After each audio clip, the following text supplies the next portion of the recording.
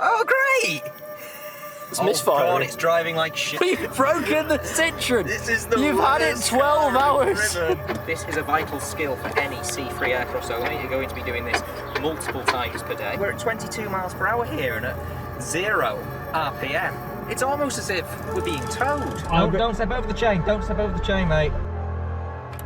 Hello everybody and welcome to CaiKeys. Today I'm reviewing, today I was supposed to be reviewing this Citroen C3 Aircross, but it's such a hateful piece of machinery with some horrific issues that it broke down on us.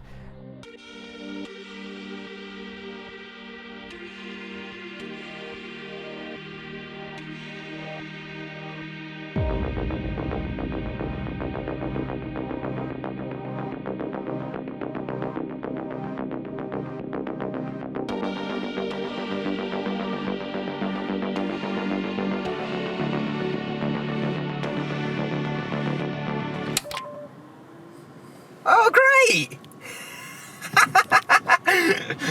It's making a funny noise. It's misfiring. God, it's driving like shit. It's driving like absolute shit. We've broken the Citroen. This is the You've had it worst 12 car I've hours. driven. You've had it a whole 12 Not hours. even had it 12 hours. It's fine. And we just got a check engine light. Can you hear that whirring noise in the back? We're in limp mode. Yeah, I need to pull this over. Unfortunately, I can't really review it. Well, sort of.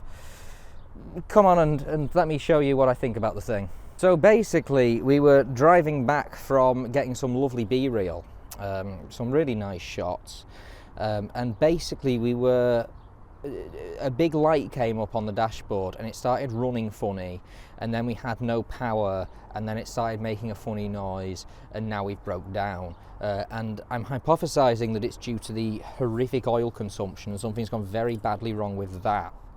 There's a bit of a fundamental design flaw with these PureTech engines, the 1.2s, where they consume oil like Fred Dibner consumed pints. It burns a lot. That's another Citroen.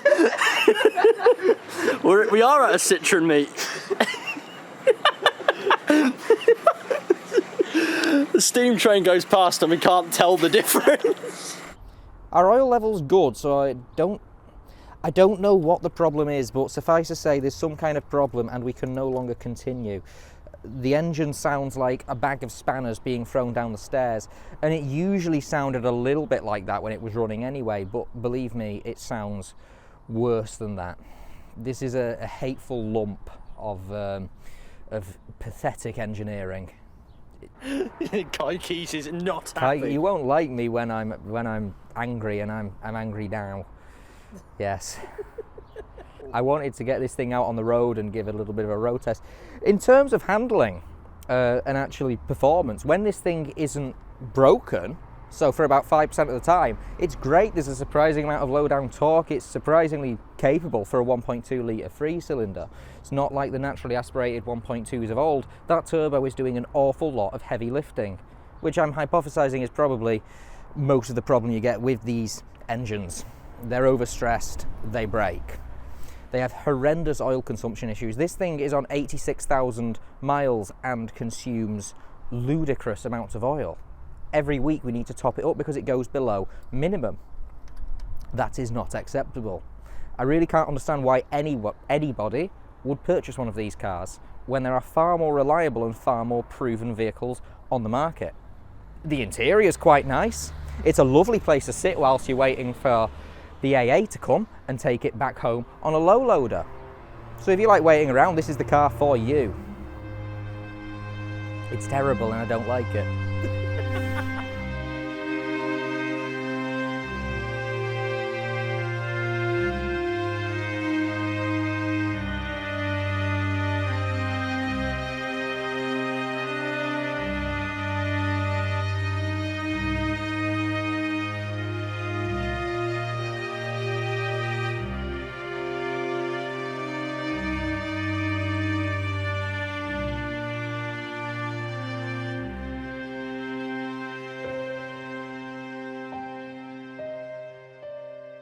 Found another brilliant feature of this car. These air bumps make absolutely brilliant backrests for when you're waiting for your tow from green flag.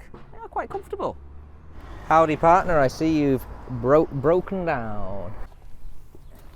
Towing eye goes in, towing eye spins around. This is a vital skill for any C3 Aircross owner. You're going to be doing this multiple times per day. And there we go. Brilliant fuel economy when you think about it though, because the thing never runs.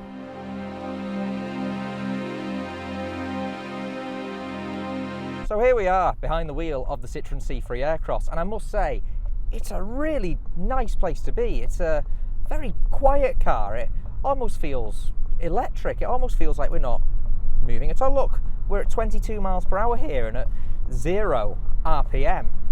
The miles per gallon we must be getting on this thing is insane. It's almost as if we're being towed.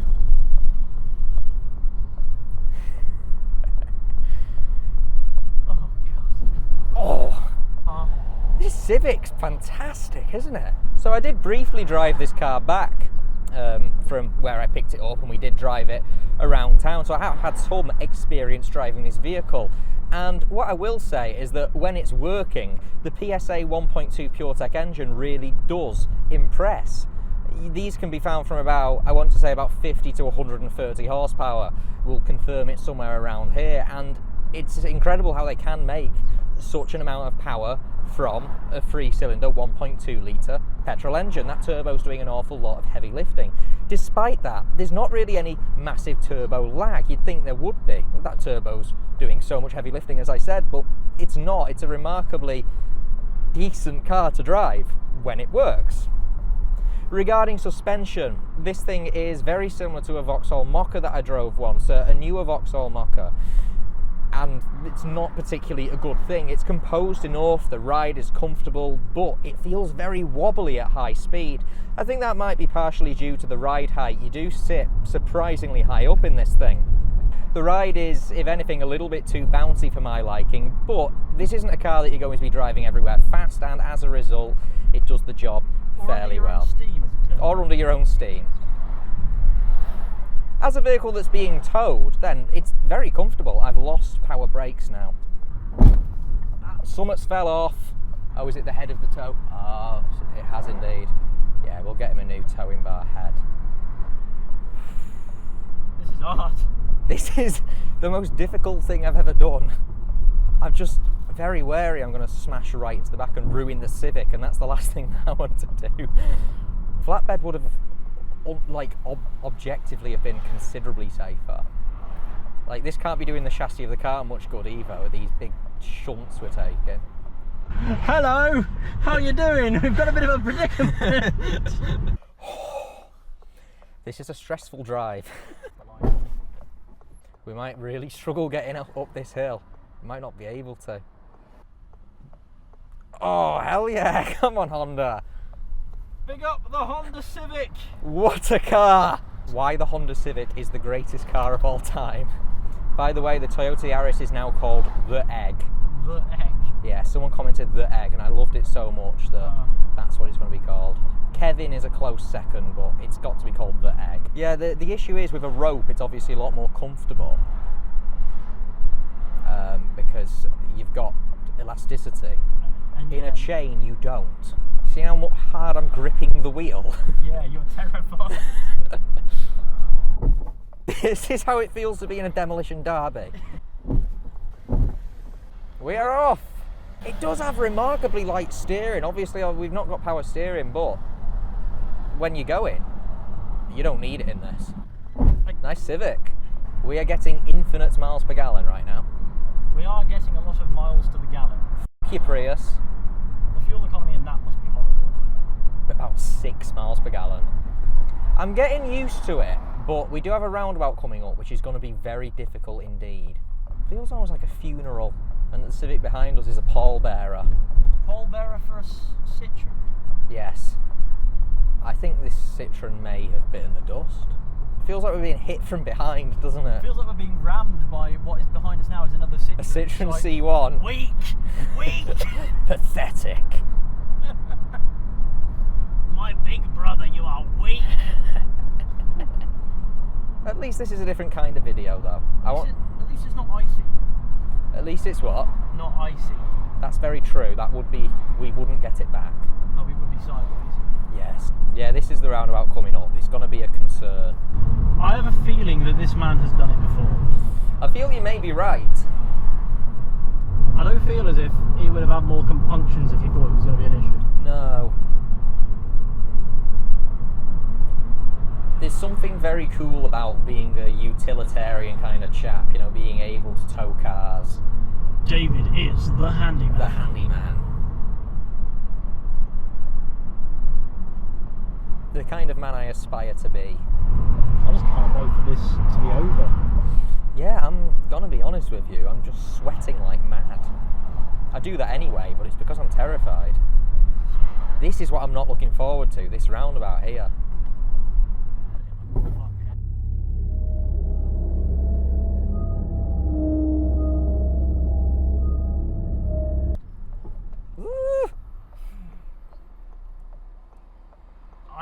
Don't step over the chain. Don't step over the chain, mate. Cheers. Yeah, it's not safe to step over a chain. Did you get that on the video? Yeah. Come here. Don't step over the chain. We've got to include that. We almost killed a man. Oh no. My heart. He was already moving. The thing is, if it snapped as well. That shut me up. What did? Him almost shit stepping over the chain. Yeah, no, it's not safe even when the cars are stationary. No, it's not. You can take your leg off that. Yeah, I was just saying it'd take his leg off if that chain got tension on and snapped back on him. Yeah.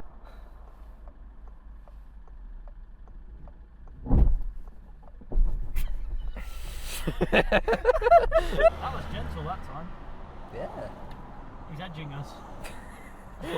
Get ready. Look at that house, it's gorgeous, that. It's a lovely yard. Yeah. The camera can't really see it, and that's probably for the best. You've heard of The CaiKeys School of Motoring. Ashley Neal, eat your heart out. This is how you drive. Who's Ashley Neal? The driving instructor bloke on YouTube, good channel. I recommend him. We're not a million miles off. We're getting close. Because sod paying 70 quid on a low loader. Look at this nice scenery. Isn't it a nice day to be driving your Citroen C3? Yes, it's a nice day to be driving your Citroen C3. It's not a nice day to be being towed in the Citroen C3 by a Honda Civic. At least we have the ketchup holder to keep us company. We do indeed. Don't be sad, we've got lots of ketchup and salsa to while away the hours. Gonna get thudded. Sometimes, you know, when you're in a slow moving vehicle, there's nothing you can do except expect others to slow down for you a bit. Because whether I do or don't look at the roundabout is not any of my concern, because I can't control the car. If we get T-boned, we get T-boned. I look a Focus RS. That's lovely. I wish I was in that and not this. Oh yeah, that would be nice, wouldn't it? Apparently, if you have PTSD and you play Tetris afterwards, it lessens the impacts. You can, what, after the PTSD? After, like, let's say, hypothetically, and I don't know why I've come up with this, let's say hypothetically you're getting towed by a Honda Civic because your Citroen's broke down. Traumatic event. Play a little bit of Tetris. Hey, you can play a little bit of Tetris on here. If we switch the electrics on, we could play Hangman. We could play a bit of Hangman. We've got to pay the utmost attention to the fact that we're being towed. Do you want a game of tic-tac-toe at the traffic lights? This is the final stretch. Not long now. This is going to be an interesting video. It's just in here, in the compound. Oh, we've lost lost chain. And the chain is broken. Let's try and get it up.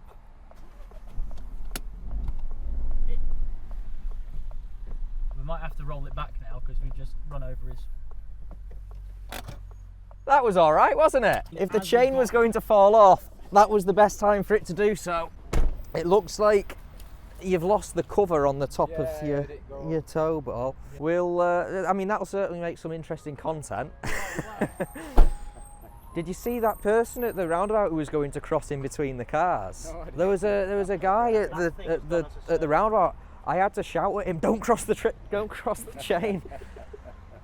Obviously, if it got tension here, would have snapped his leg off, but that went okay, didn't it, really? Yeah, yeah. Went about it was as well as it could have.